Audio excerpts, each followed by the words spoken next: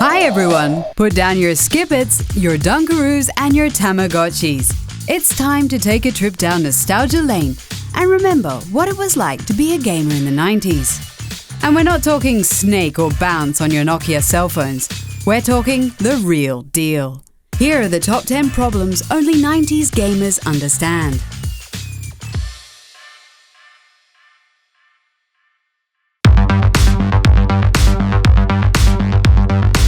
The 90s console wars didn't just come down to exclusive titles like Mario vs. Sonic. Sometimes it came down to which game port was better. Thanks to quite different hardware, SNES and Genesis could have completely different versions of the same game. Take a look at this level from Aladdin on both the Mega Drive and the SNES. While they both have the same source material, almost everything else has completely changed. The level design, the intro, the hub, they are essentially two different games that don't really qualify as ports. There was also Batman Returns, two games with the same name, released around the same time, but that were completely different. The Super Nintendo version was developed by Konami. It was a good beat-em-up with fun controls and visuals that felt right at home with the movie. The version on the Genesis was developed by Sega. It was stiff, clunky, and kinda ugly, and really purple. Today, we talk about how different ports might drop frames or have worse textures, but back then, it could have been the difference between good and bad. Playing video games at someone else's house was always a gamble. You would all gather in the family room on the couches. Someone would squat in front of the TV, put Smash Bros in the N64, and then start handing out controllers. The first, they'd keep for themselves, probably in impeccable condition. The second, maybe, had a sticky button or a loose joystick. Same for the third controller. Then, it'd get to you, and they'd hand you this thing. It looks like an N64 controller, and it's plugged into the N64, but it's not an N64 controller. Maybe you got the good one that tried to copy the N64 controller completely, or maybe you got the weird one that tried to do its own thing. But let's hope you didn't get the one with the extra buttons and switches and levers. That was never a good sign. Maybe some of these controllers will jog your memory.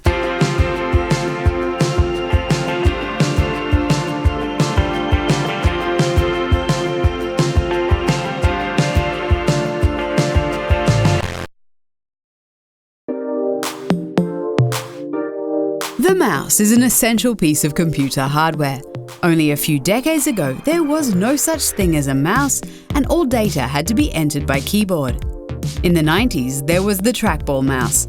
It was a velvety ball inside a compartment that rolled around on your table to move two wheels inside the mouse. It gave a real tactile sense of movement, until it didn't. Those things grabbed up every piece of lint, dirt, or cookie crumb on the table. With particularly bad ones, you could be opening up and cleaning those rollers every few days. Just try playing tense moments in Age of Empires with your mouse jumping, dragging, and bouncing at the most critical moments. With that being said, man, did it feel good after you cleaned the mouse. It was like the PC version of cracking open an ice-cold Coke on a summer day.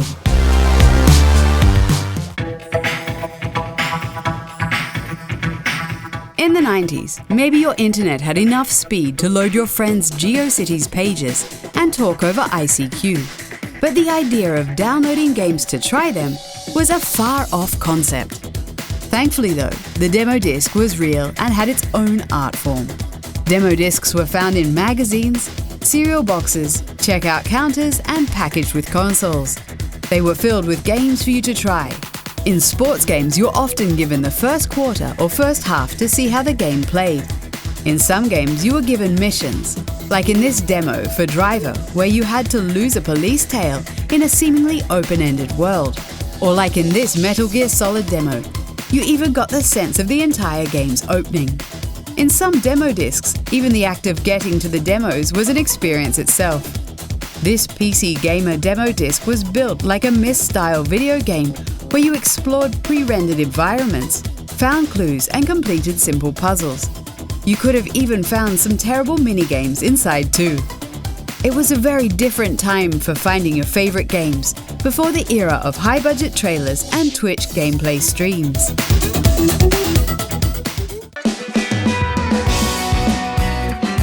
Today, raging out after losing to some punk kid on Fortnite is a defeat we can choose to deal with any way we want in the privacy of our own homes.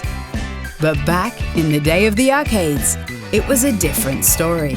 You could be playing Street Fighter 2, just about to face M. Bison, on the brink of seeing a character ending, and have all your hard work interrupted at any moment by anyone with a quarter. What was bad was if that person was better than you, a lot better than you. Losing in 2 quick rounds, you'd be stuck with the choice of either entering a hopeless rematch or retreating back to the food court to ponder about what Zangief's ending actually looked like.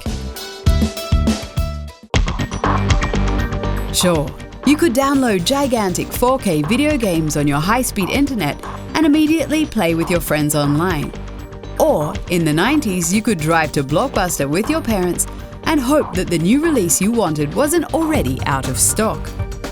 As much as Blockbusters or renting video games at local convenience stores could often mean not getting the game you wanted, it also meant finding games that you wouldn't have found otherwise.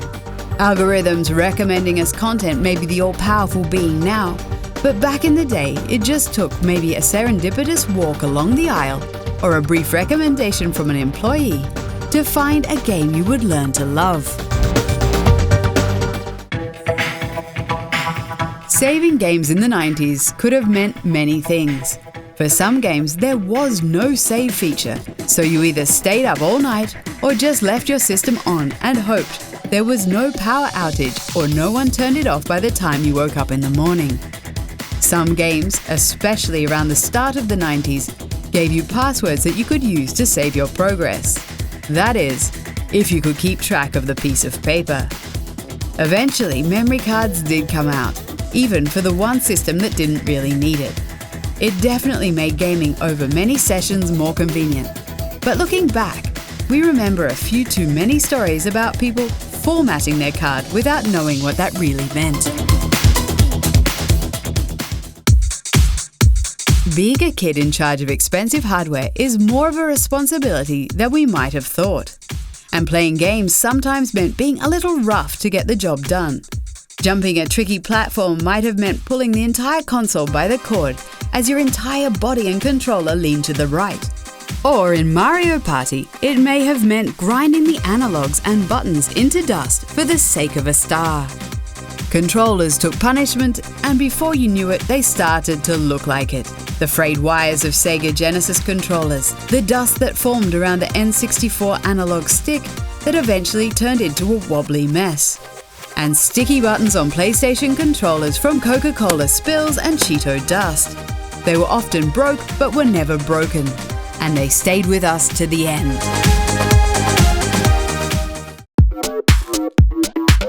Today you might get a message saying, "You've been playing too long, it might be time to take a break." But back in the 90s arcades, they were worried about something else.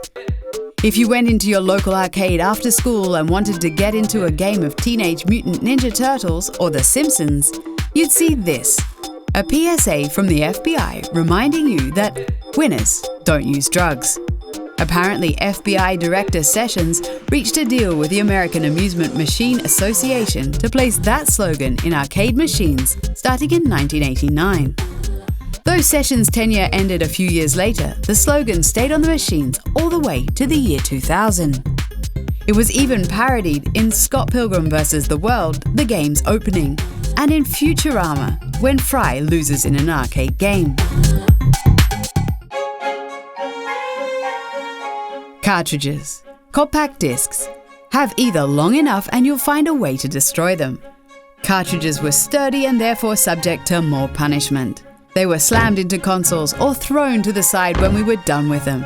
But a quick blow across the bottom was sure to fix any cartridge-related issue. CDs, on the other hand, took a bit of time to learn how to care for. Scratches happened, and they happened often.